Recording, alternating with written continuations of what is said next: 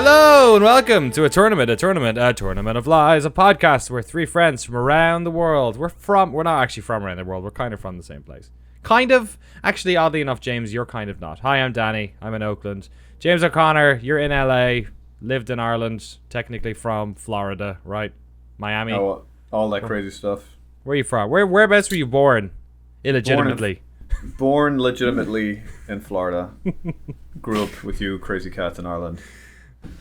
Came back to the other coast, Los Angeles. So yeah, you've been all over the place. Just a whole lot of crazy in there. You dirty boy. Dennis Walsh in Waterford, keeping it real at nighttime. How you doing?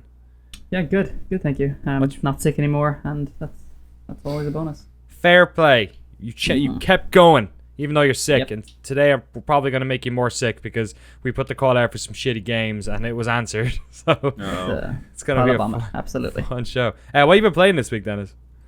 The usual suspects: the Dota, the Rocket League, Pokemon Go, and but I've been working in some more Zombie U. So trying to get to grips with that, trying to form an opinion. For a second there, I thought there was a usual suspects video game, and then I was trying to imagine what it might be like some sort of LA Noire situation with a QuickTime event ear cutting. Oh no, that's Reservoir Dogs. What would the usual suspect be? The usual suspect, the game would open and like they have that like press X to pee, and you're the Gabriel Byrne about to die, and you just piss and end the fuse, and then I guess a flashback, and then when we see Kevin Spacey, we're just like, oh, we knew. Spoiler alert! When we see Kevin Spacey, we're like, oh, we know exactly where this is going. Press X to Kaiser Soze. Actually, funnily enough, if we get through our list of shitty games, the next list may in fact be games that were based on movies. Oh, cool. So we'll see. We might get to that one. James, what have you been playing this week? I've started a little Zombie U as well. Like I feel bad that it's still sitting there, and I really feel that we need to get thoroughly into it so we can then give a sort of muddled, half-formed opinion on it and put it on our list. So I've been playing that, and then I also picked up. I'm a huge Suda51 fan, and so he re-released on PC the Silver Case, which is like one of his very early games, like 1999. Oh, cool! It's sort of like this. It's hard to sort of say. It's almost like first-person point and click to a degree. Like around that time period, there's a few. Yeah, it's a very Japanese style of game. There's one that came out in the 80s in the US called like Deja Vu, and I think that's on Steam too. I'd probably own it. Is it like Myst, like that kind of thing? Kind of, yeah. It's kind of like that, but you'd almost like select where you go next, or you like click on a door. Yes, exactly. Myst is a very good call, or like Zork, like the later Zorks when you're typing. Like you sort of go room to room. Like you'll go to a room and it is like a still thing, and then there's like people like Phoenix Wright actually is a very good way of putting it. And also like Kojima had a few games early, which are pretty big, like Police Knots and Snatcher, which I think are two. They end up those like they both end up on like the Sega Saturn and the Sega CD, and they're super rare. But like, gosh, I feel like you're talking a different language. I've literally never heard of any of these games. Dennis, any of these ringing a bell for you? No. The only again just through my like Suda51 grapevine, it was like he released about we're gonna maybe like 10 years ago now. Right. A CD a radio drama that was based around Snatcher. Called Stature is like SD Atcher, and so I heard about that and I was like, well, what is this? And I was like, oh, it's based on a Kojima game, Saint Anger. If only Saint Anger. Invisible Kid, the video game. You push it out, you push it in. I've been playing a bunch of games that I never heard of before this week because I started my new live streaming show, First Encounter, which is basically like cleaning up all the N64 stuff that I'd never played before. So I played. I'm interested. Did you guys? Because you guys own N64s, right? Mm-hmm. No, but you didn't. Played okay. Enough. Yeah. Deno did. Did you play Cruisin' USA, Dennis? Yeah, I would have played it. Probably. I don't think I actually owned it, but I feel like I rented it back in the days when we rented things. But like racing games in general aren't my thing. And right. I think this wasn't a great era. Racing games. Well, the 3 games that I've played on that show have been racing games, which is probably I thought not the best. I played F1 pole position, which was like suspiciously difficult for an N64 era. I don't know. I just thought they'd all be super arcadey, but it's like, no, this thing actually had like I broke my suspension a bunch while playing it. Oh wow. And then yesterday, Cruising USA was probably the best of the lot. I don't know, maybe F1 was better. And then yesterday I played Top Gear Overdrive, which was just fucking no. I've never heard of that. You can drive an N64 logo. Oh wow! With like wheels that aren't even like attached to it, like they're just floating around it. Man, I gotta say that though, like as in a sidebar, like that late '90s, early 2000s, like secrets and Easter eggs and unlocks in games were they're fantastic. I mean, really, the pinnacle has to be Tofu in Resident Evil 2, but like there's in all. I'm trying to think of the game that would be an interesting like side quest to do, like just have all the weird logos, even like the Tony Hawk's where they started like you were Spider-Man. And you could do all the, the cop, the officer, fucking whatever his name was. What was his name, Dennis? Officer Fred, Joe, or Tony Hawk? Yeah. Oh, I don't have a clue. Yeah. No, that's gonna bother me now because I remember just the whole kick flip with the hand right to it. You do the hand behind your back. I'm looking it up. Tony Hawk, Officer Dick. There you go. Officer Dick, that's right. And then there's a private someone or private whatever the chick. There was another car in that game that was a hot dog, and the wheels were like pickles, which is pretty cool. I like that one. Yeah, like even FIFA, like even the cheats, like invisible walls and laser shots, like they just none of that stuff exists anymore. If it does, they just make DLC out of it or something. They've got to bring back big head mode in every single game. Like every game, like just make the heads bigger. What's the problem? That's the problem. Like really, like video games just take themselves too seriously now. They're all trying to be this fine art thing. There's no big head modes and hot dog cars. GTA big head mode. Every time you get a kill, your head gets bigger, so it's easier for to get a headshot on you. Would be amazing. That was in Unreal Tournament as well. It was like fat mode. Yeah, whenever you were like on a winning streak, you got really big, and then like all the people who were shit were like super skinny. It's really good. Anyway, let's get to our list. We got a bunch of games to get through here. Actually, first of all, I want to do a quick little bit of feedback and looking towards the Parole board. Actually, first of all, the Parole board. Brian Lane tunes in. He says, one for the Parole board maybe on the theme of failing to live up to expectations would be, in my opinion, L.A. Noire, a detective game where there is no detective work required at all, as you're led by the hand every step of the way like a toddler around a supermarket. Sure, the city is faithful to history, though the point of it being open world is debatable. That's a fair point. And the facial capture is excellent, something which seemed to be the only thing reviewers tended to focus on. But all I can remember of the interrogations is the ridiculous canned animations looping over and over whenever someone was lying, taking all the thought required away from that as well. Definitely an enjoyable game, and not bad by any stretch of the imagination, but it wasn't what Rockstar said it was going to be, which should knock it down a few places in my book. So for those who need a reminder of where L.A. Noire is right now, presumably those listening on the podcast, it's in number 23. It's currently above Skate and the Stanley Parable, and below Until Dawn and Papers, Please. What do you think about that, Dennis? Yeah, like L.A. Noire was a tough one for us to rank for all of the reasons outlined, and outlined probably better than definitely I did. I won't say we, definitely than I would have. It was like I don't even want to go as far as saying flawed masterpiece. It was simply a flawed, enjoyable game. I probably would say that there was, at least near the early stages, there was some detective work in that game that made me kind of feel like I was getting something from the game and figuring out stuff. But yeah, it became this repetitive game that kind of lacked nuance. I think maybe when he touches on the issues, say with facial animations, but in a kind of a loop and stuff. Like what you want is to be able to pick up on that one tiny little twitch or whatever to really do it. Now, look, it's asking a lot. But then we had other issues that weren't named there. Problems with just it becoming this like massive gun fest near the end and stuff. Yeah. It just didn't really suit the tone or suit the game in any which way. So yeah, I think from the get go we struggled. We did. We we had massive issues. Like we all kind of said that we kind of loved it, but kind of were disappointed. And it's definitely a valid criticism to say that when they say it's a different type of game. Like we certainly hammered the order for basically them pulling the wool over our eyes, like setting weird expectations. Now, although the order is at the bottom of our list, and L.A. Noire is literally in the middle. It is 23 of 56. Yeah. So yeah, I don't know. If you have any thoughts, are you watching? You think it should be brought up for Parole? Let us know, and we'll see. Put it in the comments or email us, lies@atournamentoflies.com. And a little bit of feedback here, which came through, and I actually have not written down the individual's name. I'm a dumbass. It was on our YouTube upload of the last episode. as I frantically try and find the video.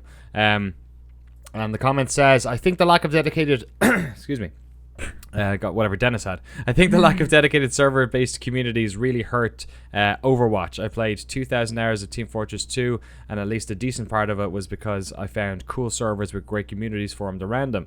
And people I played video games with years ago are still Steam friends of mine. Many modern games have nothing like this anymore. That is something that sort of comes up with the dedicated server issue, is not just, people being able to play the game and do whatever they want on their own servers, but yeah, like the ability to form communities around them. That comment was from W. Ladislav, so Vladislav or something like that. James, what do you think about that? You played a lot of Overwatch, but you kind of fell off as well. Yeah, I think that's an excellent point. Because it's I think I agree, it's dead on the money. I think back even past Team Fortress 2 to like Counter-Strike 1, Team Fortress 1, finding those servers or having the option to find them really sort of set it apart. And you did find the ones like 24/7 militia or whatever in Counter-Strike. Yeah. That you just or even the ones that would just do fun maps. Like you would find ones that normally had good communities, and I would say that you would start noticing the same people showing up. Maybe it works better in a game where people hop in and hop out and can do like 12 and 12 as opposed to 5 and 5. But I would say, honestly, even myself and Dennis probably agree, when we play Dota, if we knew that there was a server we went to and it was probably like even limited to 100 people, and he sort of just constantly went in and out, I think it would be a lot more fun, or at least you'd have more of an understanding. Even just as like even as a palate cleanser, like what you mentioned, Counter-Strike, like just being able to go like do jump maps or do like scouts knives or just fuck about was like kind of, and then eventually you get sick of that and go back to just playing Dust 1 and 2 all over again. Right? Now I do want to say, and I could be wrong, in Steam that there's almost an option to look for servers, because that game The Ship that came out, I think they just did a Redux. I remember if you went through the game to try and find a game, it was always empty, but if you went through and actually went to the server browser is built into any game that's built in Source. So that wouldn't be Dota for all games. Not all games, but even then, like I went on just for fun to check out Star Wars Battlefront the other day, and I was honestly shocked and felt a little bad how long it took me. Like the first few weeks when it came out and everyone played it, you could easily get into like a 40x40 game, or when they released a 40x40. And then I was watching it just go like looking for a game full, 100% full, 80% full, 60%. And I think I got down to like 20% full, 30% full before you even found me a game. And I wonder if they had like a few people who could just dedicate a server that you'd get the ones that are always populated. Yeah, you never know. Blizzard is so weird about statistics and not letting anyone know how many people are playing a game, unless it's like World of Warcraft and they can just say 15 fucking million. Yeah, exactly. Maybe that's part of it as well. People can kind of parse the information. Fair point. That's why Overwatch got where it got, I guess. We stuck at number 12 in our list of ever expanding good games and bad games. 56 of them. We don't have enough bad games. Let's talk about bad games. Ryan Guest, Nathan Fear, both submitted the exact same 3 games. In fact, if anything, what Nathan referred to as the AAA AA garbage fire, at least 2 of these were submitted by several other people. So these are the prime candidates for relatively modern shit games that people want put in the list. Excellent. Let me just scroll down our list to 56 and see where we can place it next. Yeah, so where we're at here is like we've got the Order 1886 straight at the bottom. It's been there for a while now. Minesweeper is 55, barely a game. Blood 54, and then Duck Hunt is kind of like an okay thing that's just kind of shit by virtue of how you play it, and then Unreal Championship 2 is getting some, then we're into like good games that we just placed at the bottom because we didn't know where to put them. I have a feeling the Landry conflict's going to be on First Encounters very soon. Yes, once I get an Xbox One, I guess. Okay, so let's see if we can bolster that bottom, and let's see if our friend the Order 1886 my big fear down. Here is that I like at least one of these games. Oh, really? And I'm shamed eternally, so just okay. As an idea, okay, you've both got one guess as to what game might be on this list. So think about a game that came out in the past, let's say the past 5 years. Bad game that may or may not have been submitted. What would you think, James, if you had one now? If it's in the past 5 years, I'm going to say it's going to be like some sort of big rigs game or something. Okay, that's like 10 years old at this. Okay, okay. Like I think although part 2 that new. Sorry, go. No, sorry. Big Rigs did also get submitted, but I just figured we We're probably never- hadn't played it, so No. yeah. So Dennis, what do you think? I think it's going to be 2 new, but like the new Star Fox. Oh, out of interest, had you played that?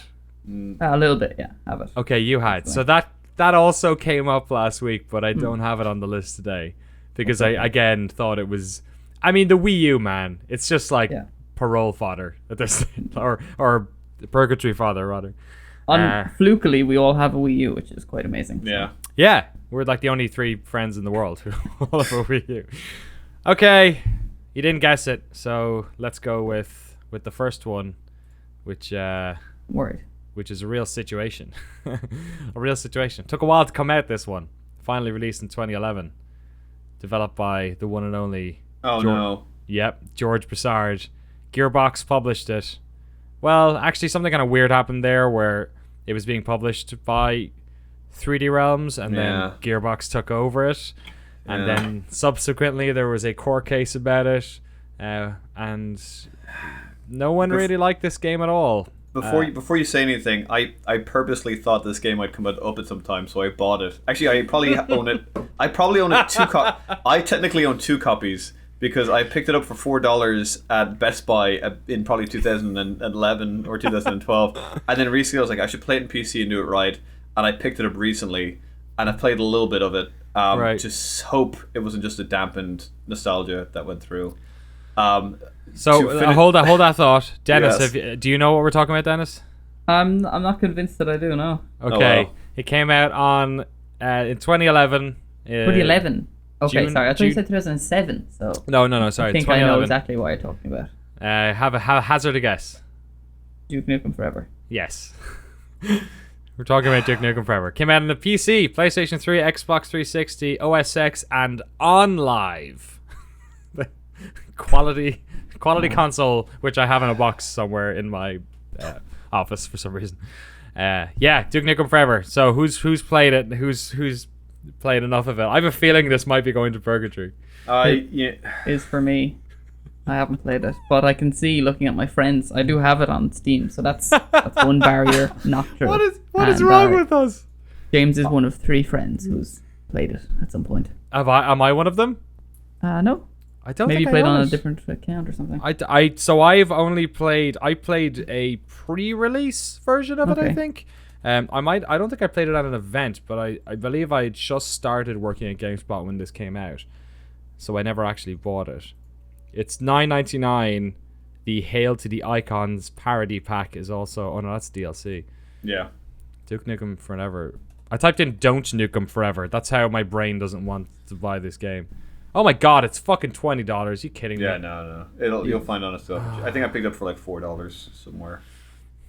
All right, I think this might be purgatory. James, you've only played a couple of hours, right? Yeah, let's put it into purgatory. I feel to do justice because I will say this: when I first played it, I'll say this without getting too much into it. When I first played it in like 2011, I was like, "What have they done? This is not Duke Nukem. This is terrible." Those feelings didn't subside when I gave it a little time recently, but I feel like giving it but it was a lesser kick to the chest. So, here's the thing. I've gone back and played Duke Nukem 3D relatively recently with the new HD re-release, and also a couple of years back. Duke 3D is kind of shit. Duke 3D is a good game because it came out when it came out, and because it's a contemporary first-person shooter. It's not like some weird fantasy thing or killing space marines or it's it's in a city and there's strippers and I'm fucking 12 years old and you can play the pool and you can drink the toilet water, but it's not this fucking classic. So in a way I feel like Duke Nukem Forever, from the very small amount I played, is the perfect Duke Nukem sequel because it's just Duke Nukem. It's just that we've all fucking grown up. I don't know. I agree with you, and I'll say this. We won't get into it because we can get into it really just actually talk about it. Yeah. But I will say this: at least when I felt they handled it, even the whole. I agree with you. The whole thing with Duke Nukem was you play as a kid and you're like, oh wow, look at this world. Yeah, you're in a city, these crazy guns, and it was good level design, good weapons.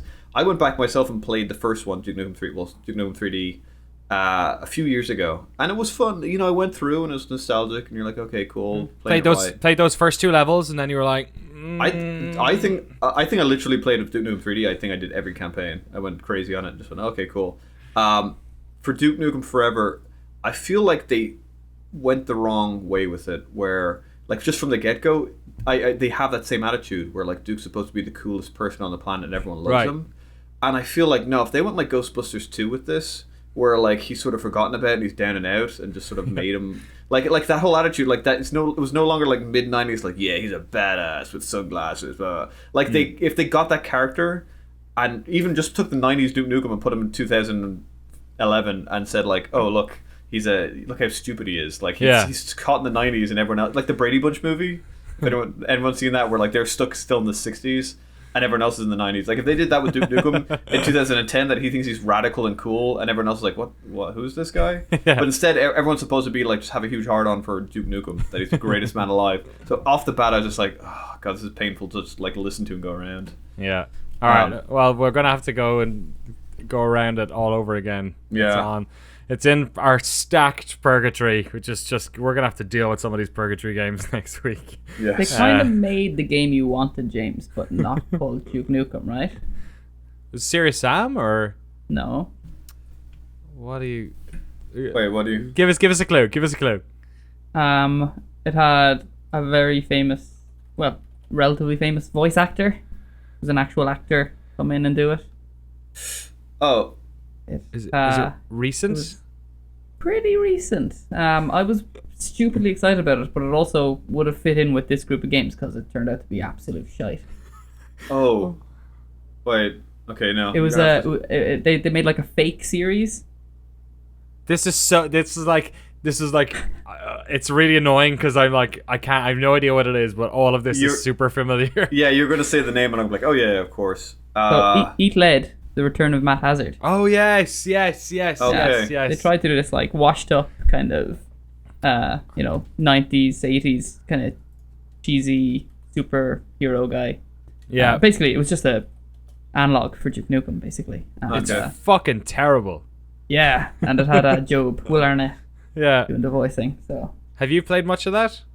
No, well, please tell me it's not on this list. No, it's not. But I was about to say we could just stick it in at the bottom, but maybe that's not.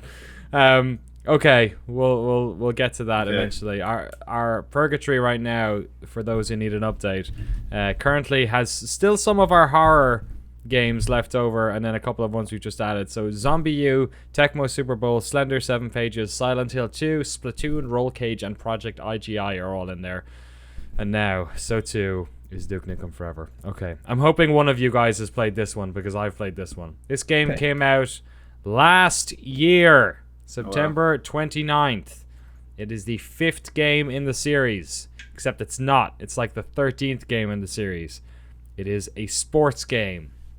It is named after a famous sporting person. It is one of the many games that Activision has drip dried over the past couple of years, and I did a little documentary short thing about it last year. Really thought that this one might be okay. Didn't turn out too good. This is Tony Hawk's Pro Skater 5. Oh no. Have neither of you played it? No. Like, there's no way I was going to play that game. You might you know what, this one you might as well talk about, Danny, as you probably have actually gone deep into it. Okay. And I'm probably not going to go. I agree with Dennis. I think, as much as I love Tony Hawk games, and again it goes back, but I think this one I'm going to listen to. I mean, you did a documentary on it. You Yeah. talked at length to the man himself, and obviously you've played quite a bit of it. Did you do the review? No, I didn't. Peter Brown did, Okay. but I've easily played like 20 hours of this garbage fire. Yeah. No. So I let me talk about it, and we'll see if we feel confident when we listing it. I know it's against the rules, but It's been done. No, before. we've done in the past. okay. All right. So Tony Hawk's Pro Skater 5. It starts out and it's hitting all the right beats. It's got, school in it. It's got a load of classic maps. It's got new maps. They've tried to update it for 2016, so it's like heavily multiplayer focused. So it's kind of like Burnout Paradise, where you like launch into a level, and then you're like skating along with other people, and you can interact with them if you want to, or you don't have to. You can just go about doing your own thing. It's got a bunch of like modern skaters in it. It's got a bunch of sort of famous old heads coming back. It's got like a bizarrely tall Nigel Houston now, who's not a fucking child anymore. It's like a weird, like, oh man, 2016 in skateboarding. It's all crazy and shit. The problem is, this game is not only does everything that it does in the first level, but it is a mechanical and like gameplay clusterfuck. This thing is just broken in some ways, and then has just like questionable design fucking all over the place. So the online connectivity on this game is like fucking dirt. You have to log in to play single player essentially. There's no way of like just playing on your own. You need to, if you're playing like the missions which is the whole like, you know how it works where you just go around and there's a certain amount of like objectives which in the level. Like you remember that in old Tony Hawk where it was you got 2 minutes and you go around doing the stuff. That's not how this works. In this game, you go up to something kind of like, I guess, the mission stuff in Tony Hawk 3, which I guess they then continued. You go up to like a question mark in the world and you hit it, and it's like, oh, okay, this time you're going to have to like kick all the balls out of the pool. So it's like a pool outside, but it's full of like balls and they're like physicsy, and you have to like kick them all out and you get points for doing it. And it's like, okay, and you start the thing and it like goes to a menu screen and it loads the mission, and then it loads you back into it, and then when you finished it, it loads you out of it again.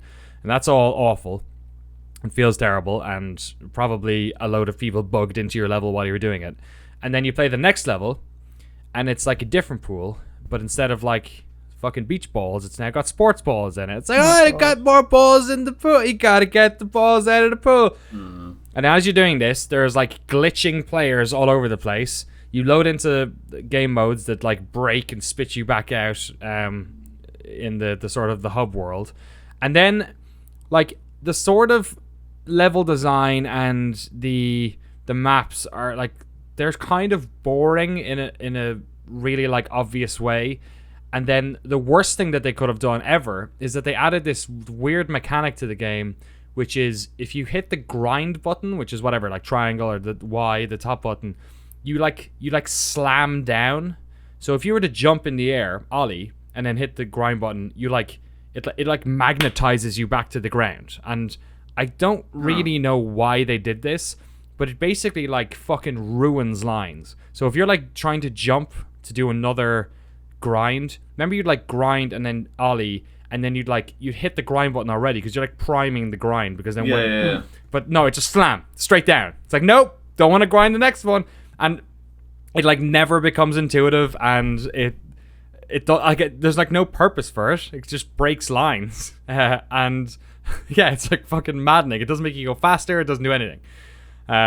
So I don't understand why they added that. And then it's like loading screen problems, and the menus are awful, and it glitches out. And by the time you've done the school level and you've like emptied the pool full of balls for like the fucking 4th time, and you've collected the fucking whatever school books in this one, I mean, for whatever reason, all that stuff kind of worked in Tony Hawk, because I feel like you were like doing them all under the clock, and it was like this fun thing, and the music was good, and it was like in 2 minutes, and then done, we're gone, and then have a next run. This is just like super uninspired, boring gameplay, bad level design, graphically fucking terrible.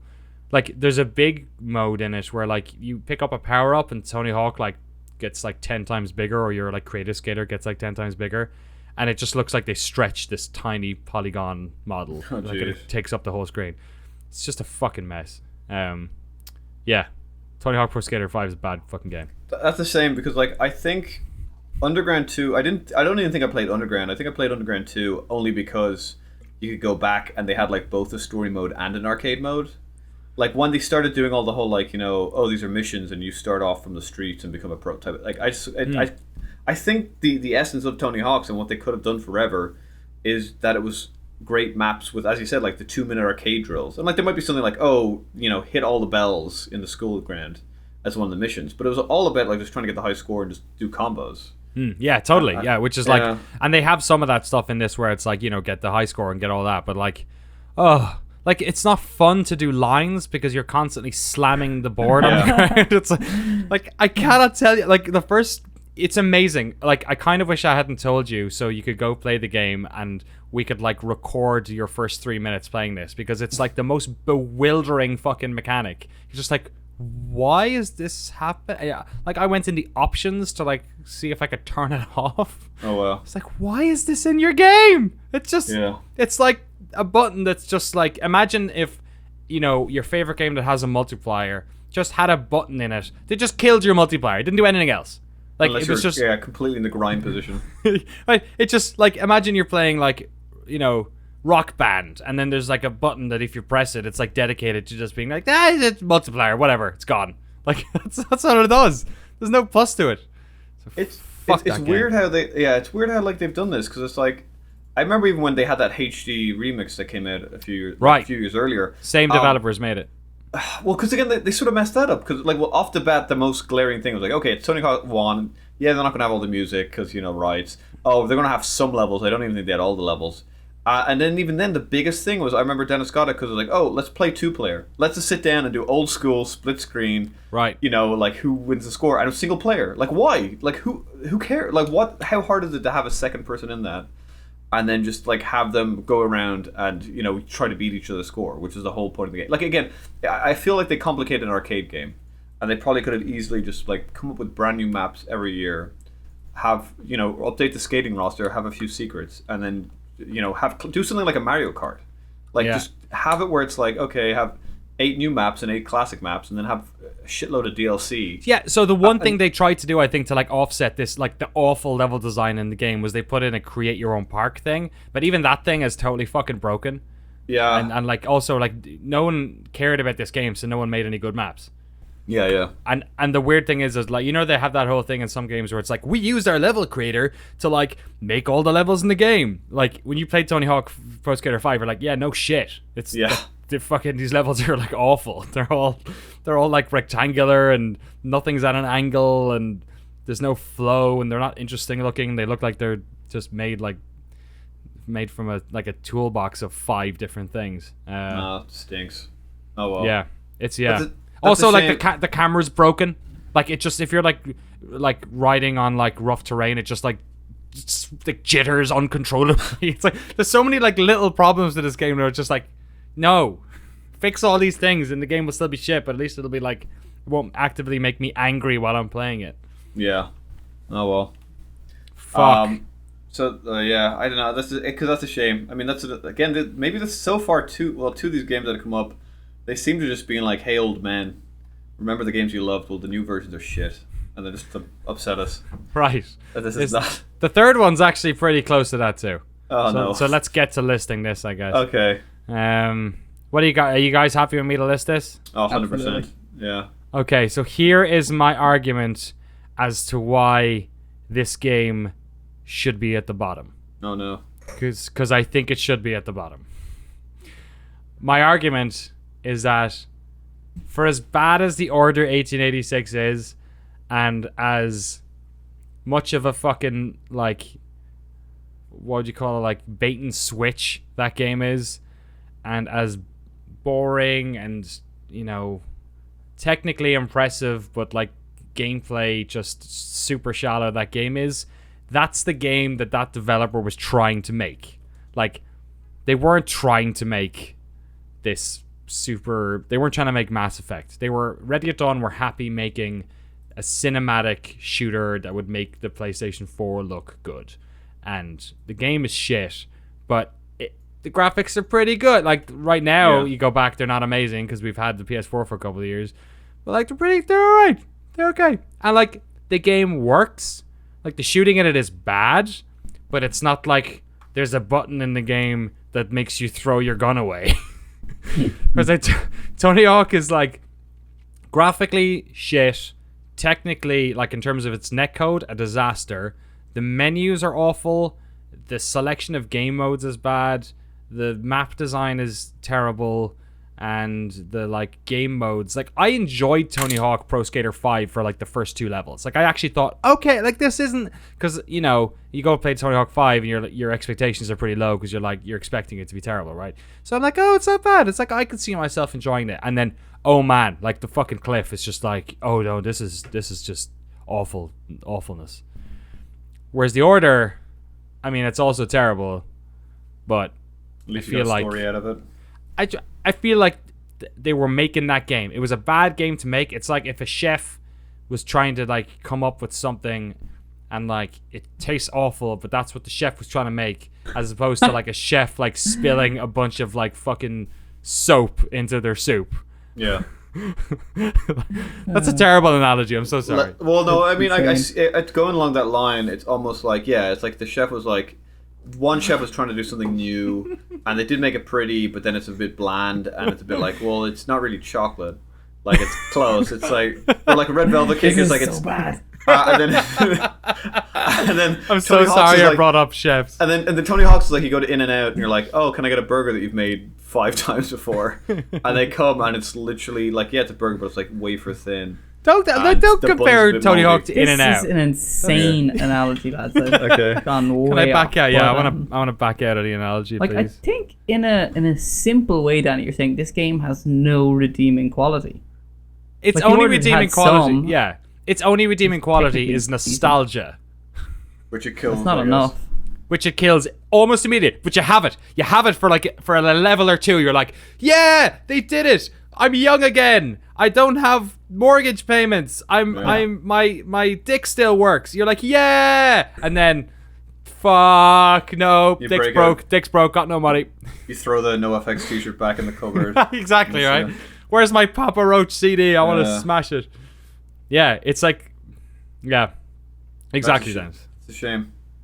That's a strong argument. And I guess maybe this is the day the laughter died. It's the perfect list to have it, where The Order is no longer the worst game on our list. Worst game ever made. I would easily complete The Order. If you asked me right now and asked me to play either of these games from start to finish, or for 10 minutes, no question I would pick The Order over Tony Hawk Pro Skater 5. And I played Tony Hawk Pro Skater 5. I was primed to be willing to be okay with it. Yeah. You wanted to like it. I wanted to like it so much, Dennis. I literally talked to the guy about the game. He's like the fucking dude. He's like the apex of 2 of my favorite things, like skateboarding culture and fucking video games. Like, I wanted to love it, and I still was just like, fuck no. Oh, so I don't know. It's an impassioned argument, Danny. I love it. Yeah, like, it's probably, from what I know, third party here. Haven't played it really. Well, I say really, I mean, haven't played it at all. It seems like just trash on every level. Like, we hammered The Order for the most part, put it dead last. Pretty angry over the bait and switch side of things. But like, we definitely paid a tribute with regards to its technical merits. It worked. I finished that game. I finished every last minute of its 5.5 hour campaign, or 4 hour, whatever it was. You know, it was possible to play it. I found it a tedious endeavor, but no more than that. Shallow, tedious, and a lie. So I was pretty angry. But stick it on the box. Shallow, tedious, and a lie. It wasn't utterly broken though, so I have to say that has to be out there. And nor, I think, just looking through the list, I don't think there's any other game on the list that we would say is broken, completely broken. I don't know if that's what you're trying to say about Tony Hawk's, but it's definitely irredeemable. So yeah. The only game we've criticized maybe on the technical side is The Witcher, which is a bit rough around the edges, but maybe not broken is maybe a stretch. But I don't know. The controls in that game were real fucking rough. But yeah. So what do you think? Have I argued it enough to be number 57? I think so. Is Officer Dick in the game? That might be a swing factor.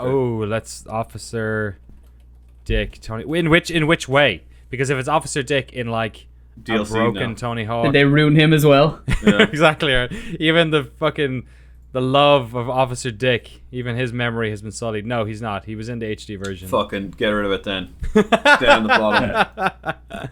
All right, we have a new Love it. bottom game in our tournament of lies. Tony Hawk's Pro Skater 5 is 57th on our list. The Order 1886, which has been at the bottom for quite a while. Would either of you like to hazard a guess as to how long the Order's been dead last in our... I think I think we put it in the second, but possibly third.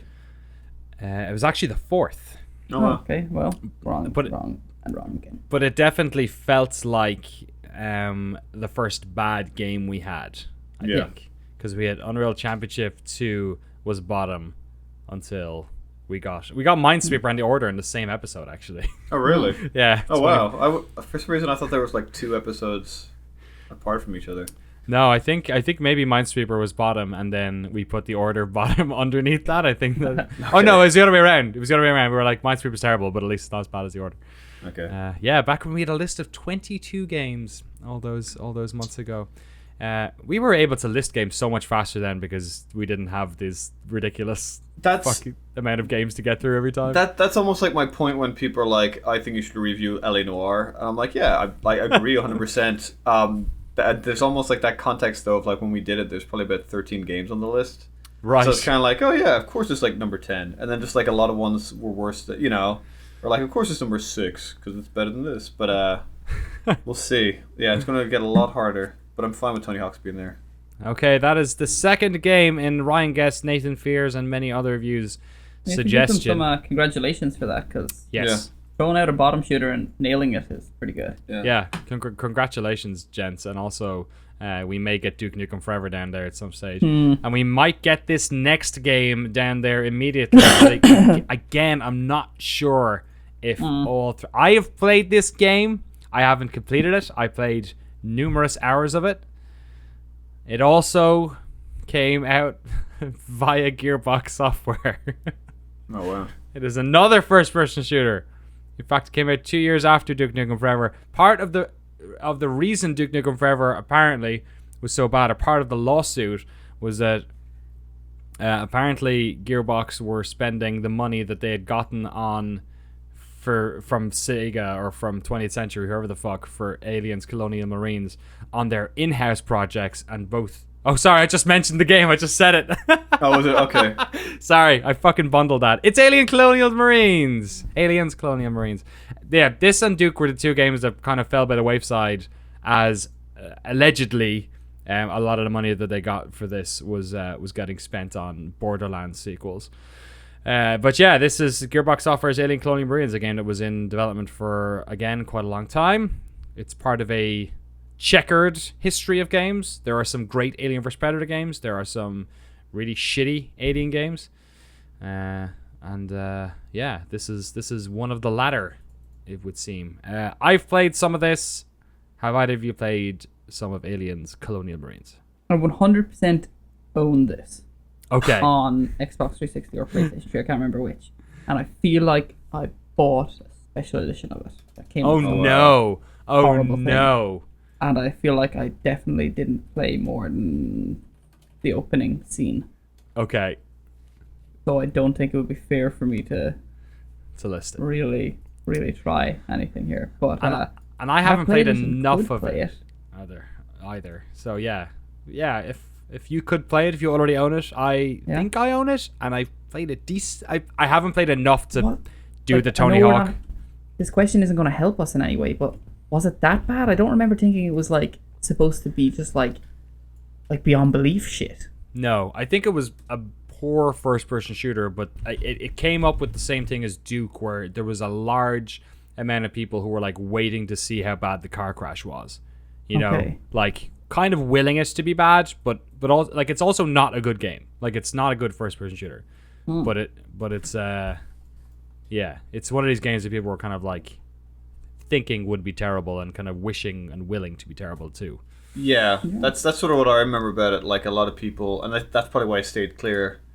But yeah, it was that sort of thing where like people before it almost even like release were like almost shitting all over it, and then. But yeah, which isn't to say that it's not terrible, because it's like it's a first-person shooter that came out in 2013, which was like technically broken and not particularly like wasn't doing anything new in any respect, and it was just like hackneyed and boring. And I think it's fair to say a game is bad when it's in a genre which has been so like rich, and then it just completely is it's terrible also ran. Like I think that's kind of where people were coming from. And then there was a much better Alien game that came out years later. What was the one? What was the Isolation? The new one? Isolation? Yeah. Yeah. Which was pretty dope. Only a year ago or so now. This is maybe 18 Yeah. months. Yeah, I definitely would be interested in playing this. I'm actually a little bit more interested in playing it now that I'm being told that it's a shit show. This is exciting to me. Yeah, I'd give that a go. Great. Okay. Not sure what I own it on, and 30 quid on Steam, so I'll get on that. But I definitely have it on something, so it's okay. That took Nukem Forever one. I don't usually use key sites, but fuck, man. That's an expensive buy for a piece of garbage. I think I got lucky where like just another like Green Man Gaming or one of those. As I was thinking of because I was in the same boat as you, where I was like, I don't know how I feel about a Keysight, and then also there's a few like it was like $20, and then I think there was a sale and it was down to like $4, and I was like, perfect. Oh really? Yeah, I got lucky. It's $16.99 now on Green Man Gaming. So there you go. Anyway, that's two more games. Sorry, guys. In our purgatory. Duke Nukem Forever and Aliens Colonial Marines. But we got one real good shit show out of that. Tony Hawk's Pro Skater 5. Now 57th on our list of 57 games. Okay, do we have enough time for... I've only ranked one. It feels a little bit you're right. We can't... Yeah, that's bad. No. Okay, I'm going to go through this. Callan McEwen has put in 3 games. 3 games based on movies. Okay. This is not going to be a fast one. Okay. I don't think. I'm going to get this one out of the way because I'm pretty sure it's going in purgatory. I'm just going to say it. I'm pretty positive the other 2 are not, and they're going to be interesting conversations. So I want to get this one out of the way. This one is it's a game based on a movie made by Rockstar. Go. Wait, sorry, can you repeat that? A game based on a movie made by Rockstar. Have a guess. Warriors. Yes. I haven't played it. I have not played it. No, never played the Warriors. Fine. Okay, good. The Warriors. Love the movie though, so it's either. Yeah, again, love it. It's in purgatory. There you go. The Warriors. Amazing. Okay, the next game. Jesus Christ. Oh, no, purgatory. I'm God. Which one of these do I pick first? Okay, I'm gonna go for it. I'm gonna go straight for the jugular because we've had too many purgatory games. Okay. This game came out in 1997. Okay. Mission Impossible 64. No, but you're not GoldenEye. too... There you go. Okay, cool. There we go. Good guess, though. Yeah, 2 good guesses. This is GoldenEye, the N64 Okay. banger, the first-person shooter, 4-player split-screen redemption story of FPSs on consoles with analog sticks. I have played fuck all GoldenEye. I'm guessing both of you have played a good amount of it. Yeah. I would argue, and it's not really an argument because it's a statement. I would say that it's probably the game that I've completed the most. Wow. And that I've completed it story mode half dozen times more, maybe. I played it a lot. And then I played the multiplayer for what sounds like or feels like decades. So, I go for it. There's no spot that is you couldn't make an argument for it to go. There's no upper limit. I'm not saying it goes first, but I'm saying you could make that argument. It's it is the cliche will definitely be that it spawned first person shooters on the console as a viable kind of thing. Obviously that was probably always going to come with the control systems, but it was the first one to be brilliant. 4-player split screen was insanely fun. Insanely fun. It was like everything about it for a console shooter was incredible. Like hitboxes being tight, it feeling genuinely competitive. The guns being like a real kind of mishmash of, different strengths and weaknesses, like almost a rock paper scissors of sorts. The golden gun had the fun power up that you get from like the equivalent of like a blue shell or something in Mario Kart. It was amazing, and it also then you go single player, you go to campaign, and it's actually a brilliantly told narrative. and has like proper actors in it and stuff. Obviously, there's no voice speech on the N64 back then, but ever, obviously. Yeah, and technically just gorgeous. I feel like, hey, I'd be kind of living on nostalgia, but I feel like it would still be fun to play right now. I'd love to sit down and play it right now. Can I ask you some questions about GoldenEye? You can ask me some questions. So the single player stuff, the campaign, was it like the same as the movie? Was it all shooting? Was there stealth? Was there like what were you kind of doing in it? It was mostly just shooting. There was a kind of stealth element. I can remember, like, firstly, there was a real good variance of maps, so it did feel like constantly fresh.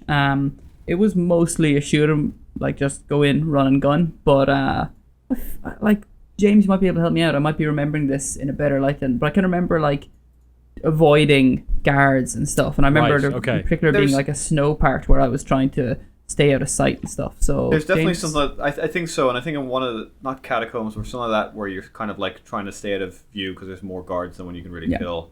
And there's definitely like an element where you sneak up on people. Like it wasn't just that like the second you trigger that they see you. There's somewhere you can sort of go in behind or get a jump on them. I will say though that it is probably more of a shooter than a stealth. Like for a spy, he's definitely going balls to the walls, and it stays. I think the locations stay fairly true to the movie.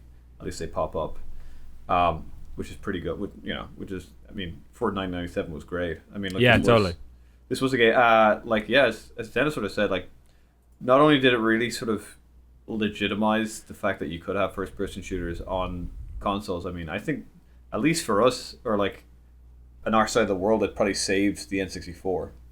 Like, it was the reason why somebody owned it. Like, I think at the time it was a deal where you could get either like GoldenEye or Mario 64, and everyone I knew had GoldenEye. Nobody had Mario 64. Like, and this was the game that everyone played, and just as Dennis said, like, did the 4-player, did the shoot 'em.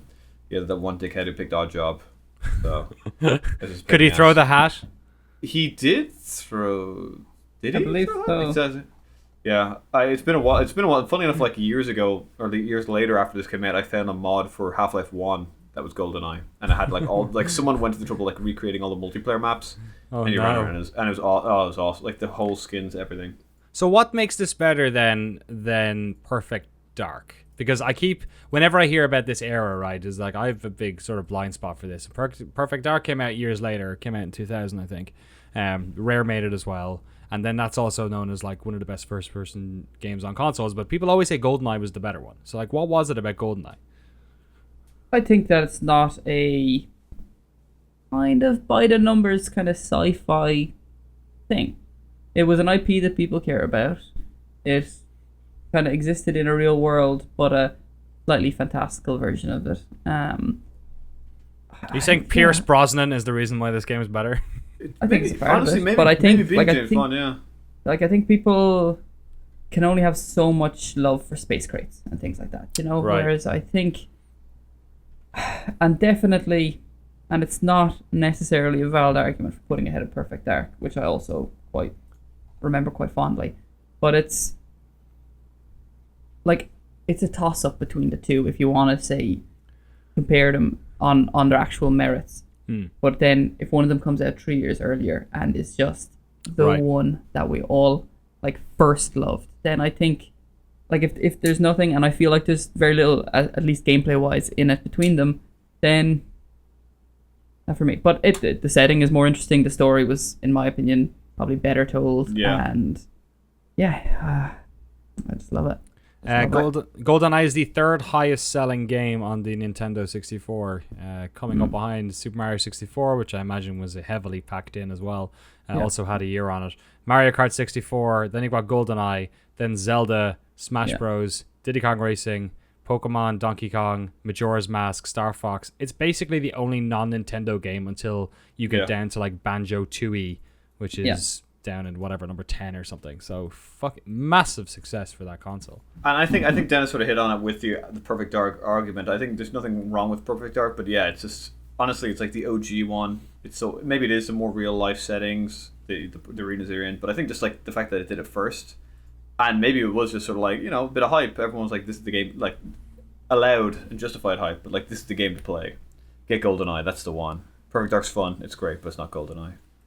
It goes through. So it's there is a Wikipedia article which is kind of like a Metacritic of the all-time greatest game lists that have been made throughout the years. So it pulls in IGN's reader polls and staff polls, Edge's, GameSpy's. I'm not sure if GameSpot are actually on this one. Oh no, GameSpot is on it. Yeah, Watch Mojo's on it as well, which is that YouTube channel. And it pulls them all together and sort of does some sort of weighting to it. This has GoldenEye in 1, 2, 3, 4, 5, 6, 7, 8, 9th best video game of all time, featured in 38 lists. Worth mentioning, it is a game that came out on one platform as well. So a lot of those lists are for PC only or whatever. So it is regarded as one of the best games ever made. I should also mention that none of the games that we have on our list are above it right now. So True. if, as Dennis said, you could argue that this game could be at the top, or you could argue that it could be anywhere underneath that area. So my question to you, gentlemen, is where would you put it? So, yeah, I think you could make that argument. I won't, personally, because I don't think it's quite as good as the absolute cream of the crop on this list. Yeah. But I think it's high. I think it's top 5. I think it's Personally. number 4. I think it's Personally. number 4. Yeah. I think it goes in behind Resident Evil 4, which Yeah. is probably as close to an equivalent on the follow-up console, the N64. And, okay, it doesn't really have that multiplayer, but I think it was the breakaway non-first party hit on a Nintendo console that really changed the game. And it did actually change the game again for this over-the-shoulder action thing, which is a little comparable side there, but not majorly. But like, I think it's better than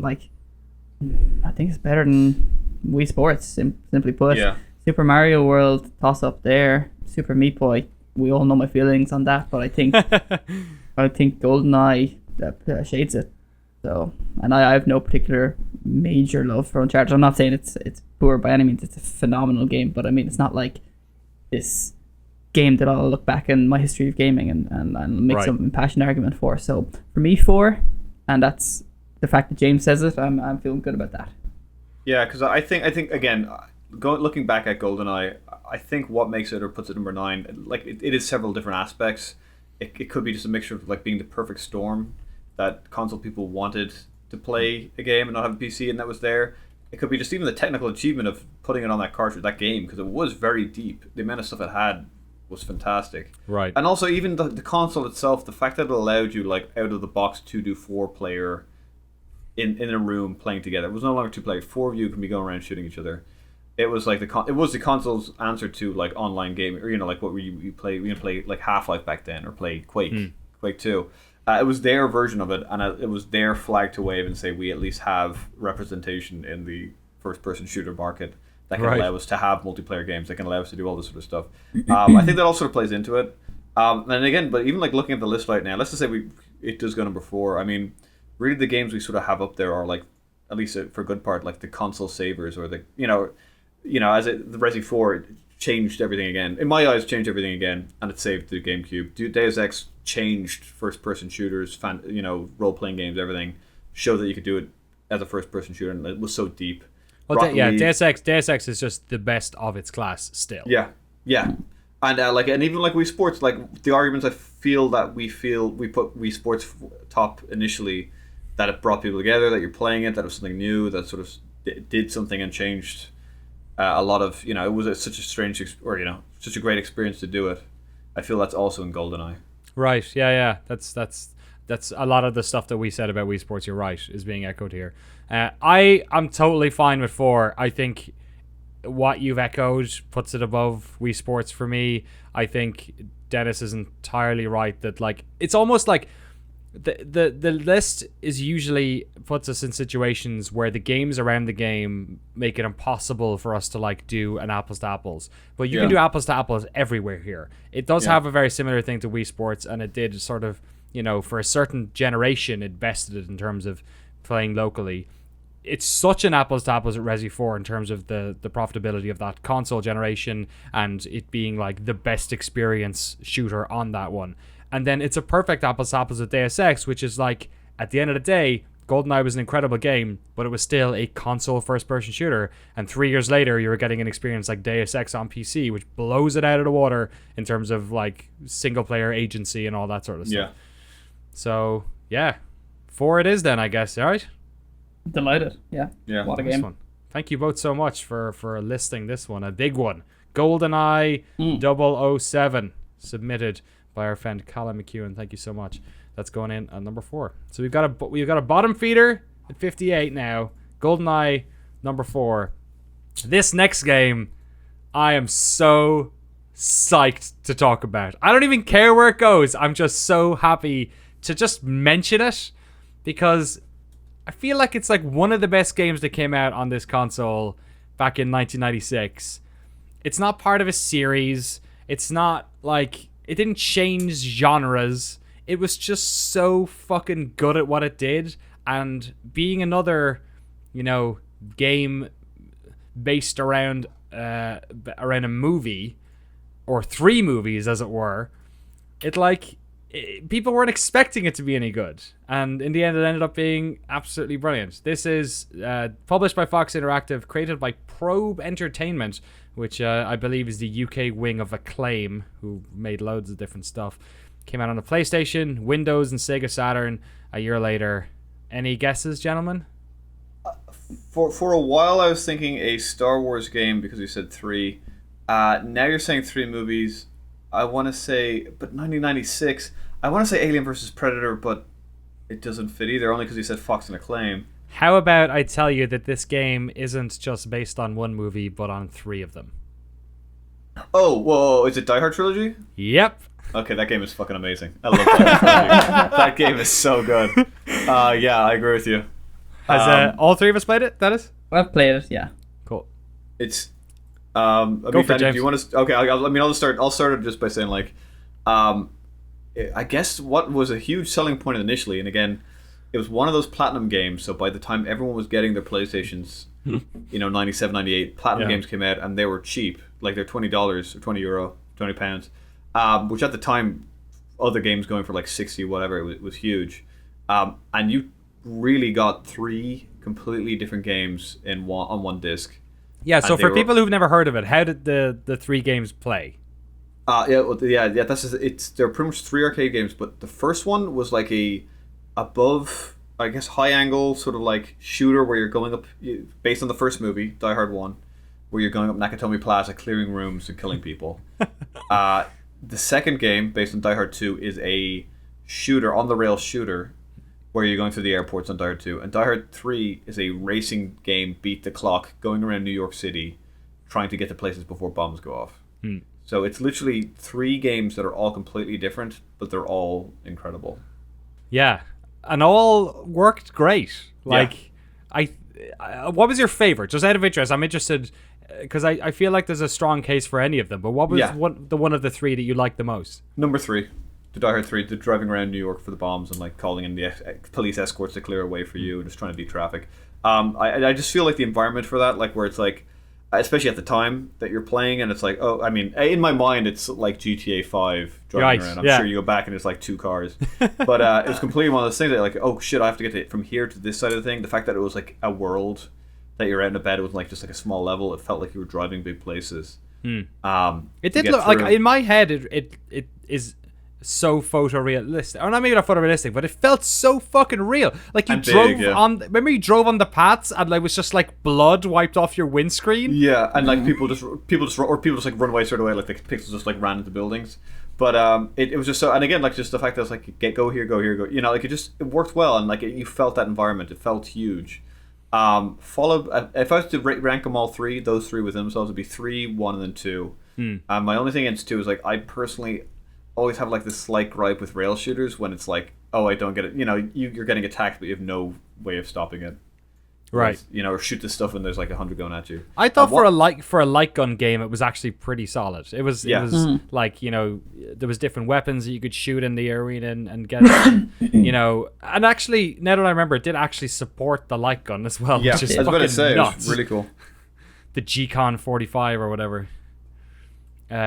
Yeah, what are your thoughts on the first one then, James? You said that was. I enjoyed it. It was good. I mean, that whole the thing actually that funny enough sticks with me is they had that soundbite of Bruce, or at least someone impersonating Bruce Willis, where there's like a clip going like, "You want to see the last day with me?" And like so you just go. So like again, I guess the whole concept of that game was to kill the bad guys on the level and then like free the hostages. Yes. And so like it was just you go through. That was fun, and so yeah, it was like a lot of barrel rolls to the left and right, shooting bad guys, and then just like, "You want to see the last day with me?" I have this lasting memory of that game being the grenades that when you threw them, like I remember there was lots of glass.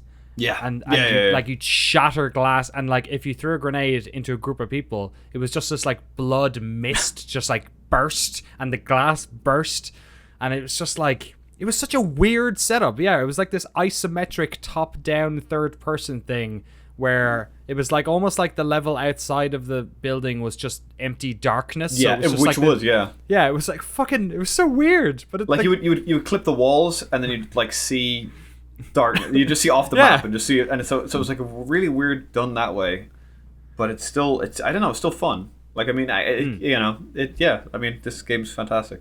Like there's so many lasting memories. Like remember when you hit the bombs? You drove your car into the bombs. Do you remember how like it slowed down and the car like bounced backward from the bomb? And then it would like blow up, and then they would all speed up again. Like, oh god, the game was just perfect. Am I just confusing with another game, or was there also like instant replays from like different angles when you did that? Yes, there was. Okay, yes, totally. yeah. Like it's like you'd be driving normally, like camera behind the car, and then suddenly it turns around where it's like you'd hit it, and then it's like it'll show you like from the sidewalk banging in. But no, it's what a game. What a game, Dennis! You played? Yeah, I've played them. It's I suppose one thing to mention, like it's amazing. Like it's lucky that this game came out when it did, because if this game was made any time later, it wouldn't have been one game in one package with all this stuff. You're right. Yeah, it's unbelievable, and from a design point of view, it's amazing that they were able to kind of hone down the 3 films into 3 very disparate feelings that each suited a very different genre of game. Not just like a different tone or something, like a different type of game for each film. Now, I'm not saying that it was like true to the film or any of that, but like they were each perfectly different, but like definitely had an essence of what those movies were about. Yeah. And certainly considering what you could do at the time. I have a different order of favoriteness, and it's quite different in that, going back to what you said, Danny, about it being a really good Lycon game, I love the second one now. Look, we were pretty young, so this kind of stuff was like not cheap, but it was like the easy win for a kid. To be playing a Lycon game. I thought it was great. So I go 2-3-1. Personally. Okay, right, yeah. But I thought it was very like super across the board. Definitely love it. Like I think I remember kind of hammering Duck Hunt on the premise of like, for me, a Lycon game was like the easiest thing to capture my attention, and Duck Hunt couldn't do it. Yeah. So like this was, bar maybe like House of the Dead or something, this is maybe my, I know, Time Crisis as well, but like it's in that category of how much I loved the Lycon experience. Yeah, I love this game. It's definitely going to be a top shooter. But Danny, tell us what you think. I almost wish this was in Purgatory, because any excuse to go back and play Die Hard Trilogy. Like, fuck me. Yeah, like, I think the thing to, like, maybe put across is that, and I don't even think it does come across as any cheaper in 2016, but it's not even like these games were in any way, like, connected, like, technically. They were, like, 3 totally different experiences. It was, like, there wasn't, like, even, I can't imagine they shared, like, I'm sure they shared something, but, like, assets wise and everything, they just felt like 3 totally different games. And they weren't like the Lycon game, it wasn't like it was shorter than most Lycon games. Like, it felt like a decent length Lycon game, and like the Nakatomi Plaza thing was long and hard, and the driving sections were like, they got more and more dense. You were driving as the cop car in the first one, and it was a bit more open, and you're chasing cars and doing bombs and stuff. And then, like, the next levels in the taxis, you're, like, in downtown Manhattan, and it's, like, way harder. And, like... Actually, sorry to quickly interrupt you. I could be completely wrong. going back to our initial conversation at the beginning, I think there's a UFO you can unlock for that game too. Oh, really? I think for like a third one. But yeah, sorry, third. That's just funny that like again, go 90s. Yeah, and like you said, it was such an incredible game that it ended up getting on the platinum lineup, and like especially when you're a kid, and like money is just impossible to get a hold of, and whenever you buy games, it was always you had to basically make a tournament of lies and pick up whatever is at the top of it. And Die Hard was like such an easy purchase because not only was it eventually a platinum game, it was 3 really good games in one, and they were like exciting and crazy, and like I still cannot believe that you were windscreen wiping blood off your fucking car when you were like driving down the pedestrians, then the sidewalk. Yeah, I think Die Hard Trilogy is like, it's like one of the most unique games that has ever come out because it's such a like they made that weird sequel, Viva Las Vegas or whatever, and it was like just fine, whatever. But like that, it almost like just doesn't exist, right? Like no one remembers it. It's only from like looking at Wikipedia I can see it here again. But yeah, like it's just such a unique, interesting game, and like I'm trying to think of reasons why. I'm trying to think of shortcomings that it had. The first game was kind of weird and had like weird UI stuff, and everything would go transparent. It was kind of hard to tell when you were shooting some people because the draw distance was shitty, but like it was fine. And you could make the argument that like maybe that one of them all gets a little more repetitive. Like it's a little bit more. I actually going back to what Dennis said. Like maybe I would I'd do 3, 2, 1, and like switch those around because again like 2 was a really good rail shooter. I mean, again, it's a very bare bones because I think initially this game was 3 arcade games that they then coded and put on it. Like they might have actually belonged in cabinets. So I would say that as well. Like what later you get from like on the rail shooters, like Time Crisis and all this, where there's a backstory and like this whole you go into the body and all this sort of stuff.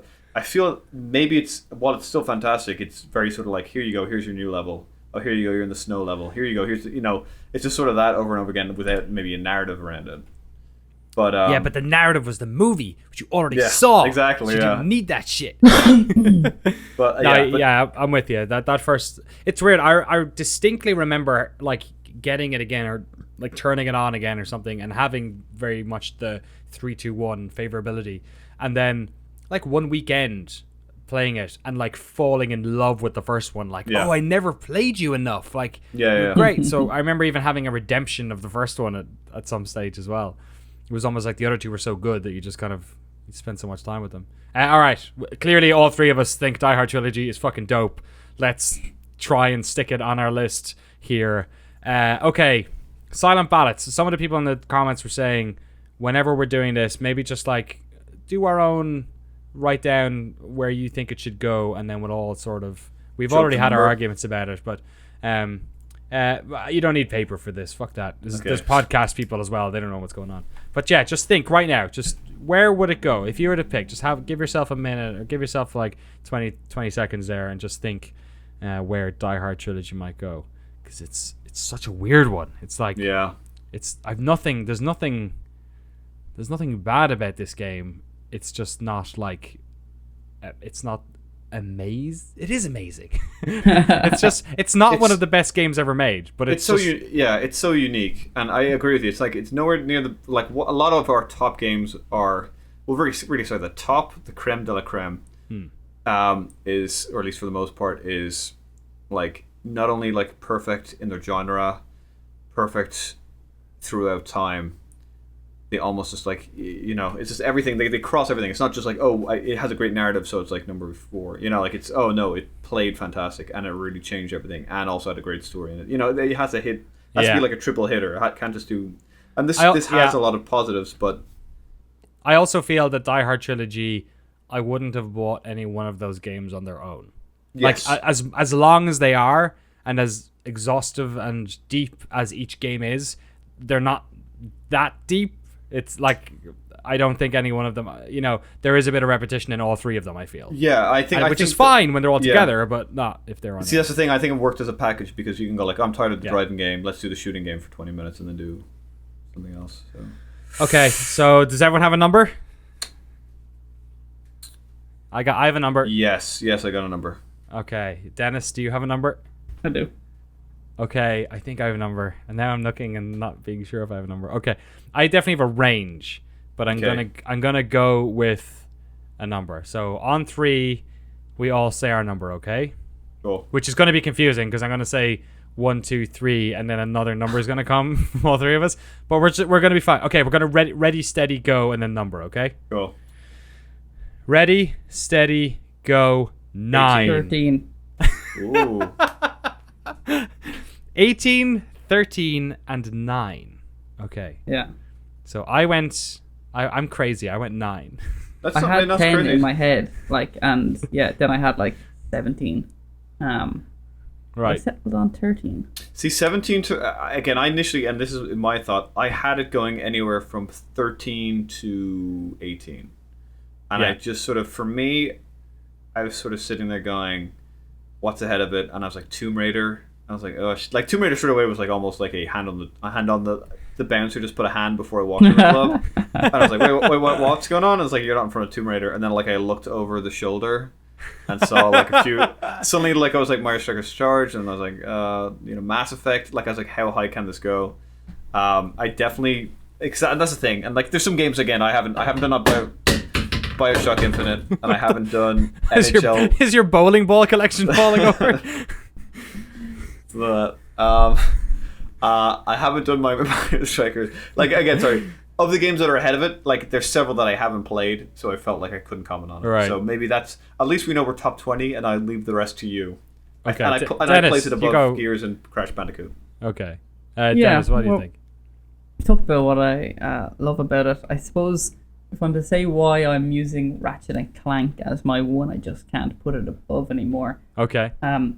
Ratchet and Clank had a massive variety of gameplay elements. It wasn't just a third-person shooter or action adventure, whatever you want to call it. It had other stuff. It had kind of rail stuff. Had some puzzle solving, so it has some comparability there. It was just a game that I really kind of fell in love with and didn't expect to like. I had the range, like you said. I don't know what your range is, Danny. You can tell us in a minute, but my range did go from Team Hospital and Worms grouped together. Obviously they're grouped together, they're 9 and 10, but I mean in my head they occupy the same space because they're similar era, kind of similarly perfect at what they do. So I think if I was going to put it 9, I could definitely live with. It was if I was to put it above 1, I'd probably put it above either. Mass Effect, I would have an easier time putting it above than Ratchet and Clank. And even then, even as I'm saying these words, I'm struggling. Mass Effect was a epic game by all measures. It was ferociously long. It was one of these first galactic space operas to do it. To really push the limits of modern gaming. So I don't know. I've got a struggle here. I think it's for its time more fun than Overwatch. Overwatch held our attention for an amount of time, and it's still there, and I know it's something I'll go back to and jump in and out of. But that's kind of the modern competitive game, and the modern gamer often has these competitive games they can jump in and out of and play 20 minutes of, and maybe there's a comparison to be made there because of its kind of short burst nature. You could hop in and just play a bit of one of the different modes. If someone was to put Overwatch and Die Hard Trilogy in front of you right now, maybe that's an unfair question. No, it's not, because I probably picked Die Hard Trilogy. Oh, again, I probably picked Die Hard Trilogy because I haven't played it in so long. Right. Yeah, I think so. Die Hard Trilogy came out 20 years ago. Wow. Yeah. Truthfully, yeah, if I played 5 hours of each, in one sitting, played 5 hours Overwatch, played 5 hours Die Hard, and then was asked which one I want to play now, probably play Overwatch or something, I would guess. I would imagine I'd be happy enough with my lot in Die Hard. I don't know. I'd have to go back and play it. It has been a while. I'll admit that. But yeah, so I'm thinking 13. All right. My range was between 9 and 14, and I stuck it in at 9. So clearly I just got caught up in the moment. I was just like, it's 9. It's better. I think it's way easier to compare with Worms and Theme Hospital because they're also just perfect versions of themselves. Whereas Mass Effect is like an imperfect version of a much grander game. So when I think about Die Hard and Mass Effect, I'm like, I have to pick Mass Effect over it. So I think maybe sticking at 9 and 10, I couldn't necessarily do that. The complexity, the levels that happen within this list are so strange. I could bend to Ratchet and Clank. I think your argument for that game almost made me go play it. It's just that I'm not really a third-person platformy type of... Like, I've never been a fan of that genre, really. Like, Spyro's the only one I really got into. And even then, I only played the first game much. You know how I feel about Crash Bandicoot, for instance. Like, it's just not for me. But, like, hearing you talk about it was like... And also, all the people who emailed us in about it were like, yeah, that's perfect. We have had nobody complain once about Ratchet and Clank. Too. Overwatch, I think... I'm not gonna lie to you. I wouldn't be shocked that if we got Overwatch in a year's time, it would have been lower on the list. Maybe. I think right now, not in a bad way. Like, it's not. As I said, like, it's nowhere a bad game. We'll never say it's bad, but I still think it's a little bit of a darling in our eyes, or some of our eyes. So that's a fair point. That's why the Parole is there. Yeah. Wait a minute, Overwatch! You found this bloody glove in your car. So I commit the murder. What did you say, Dennis, originally? 13. 14 or 13? You said 13? 13. I would... Above Overwatch. I would go 13. Yeah. I could... more soberly looking at it, I think 13. James, what do you think about that? Because you're obviously lower than... I'm fine with 13. My biggest... As I said, my initial thing was like, oh, does it go past Tomb Raider? I wasn't sure. Right. And then there's a lot of games there that I wasn't too... Again, honestly, like... And I know the same people are going to complain that we bet. Honestly, like, my initial, when I eyeballed, I was like, it's not top 10. And I thought Overwatch. And then I did think I would probably put it above Overwatch. But then I started going down what's sort of behind Overwatch. And I was like, oh, shit, like, it's a hard one to sort of go to. You know, Strikers Charge, we're so fond of. NHL 94 is like the ice hockey game and almost like one of the sports games to go to. And then there's a few games here I didn't really play. But yeah, like I say, Bioshock and Infinite I didn't play. So I was like, oh, it's a tough one. Like, at least for me, beats out Braid. But I'm fine with it being 13 too. I have such fondness for that game. Such fond memories for that game. Okay, I guess we have it. It's 13 on episode 13 of A Tournament of Lies. We've got 3 games in this week. GoldenEye 007 on the N64 up in number 4. Die Hard Trilogy number 13. And Tony Hawk's Pro Skater 5 rounding up our 59 games here on A Tournament of Lies. We've also added 3 more games to our bloated Purgatory of Lies. Duke Nukem Forever, Aliens, Colonial Marines, and Rockstar's wonderful game that none of us have played, The Warriors, which has been added to a bunch of games that we have mentioned several times at this stage. This was a long podcast. This might be our longest one ever. An hour and 25 minutes or so. So much obliged, Dennis Walsh, for staying up all night to do this. Reasonable time here. Is the NFL still on? Yep. Oh yeah. Are you still kicking my ass in fantasy? I'm not watching it.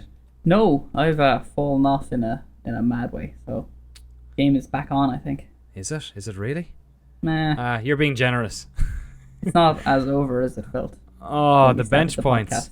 Why did I have Delaney Walker on the bench? Fucking Kyle Rudolph. What a dope. Anyway. I would like to take this time to apologize to the city of Philadelphia. I did not wear the lucky jersey this week, and we lost the Lions in horrible fashion. So I take responsibility for Carson Wentz's first interception, his first loss, and Ryan Matthews' Butterfingers. So sorry. Awesome. I'll shape up. I look forward to playing Ryan Matthews' Butterfingers on a later episode of A Tournament of Lies. That is the podcast this week. lies@atournamentoflies.com. If you have any suggestions for games, thank you all so much to everyone who sent in. There's so many every week. It's so hard to get around to all of them, but keep them coming. Send more bad games too. We need more bad games. The bad games is not over yet, especially because then we get to play them on Purgatory, and that's always so much fun. We'll be back in a week's time for episode 14 of A Tournament of Lies. Dennis and James, thank you so much as ever. Thank you all for watching and for listening. We'll see you next time on a Tournament of Lies.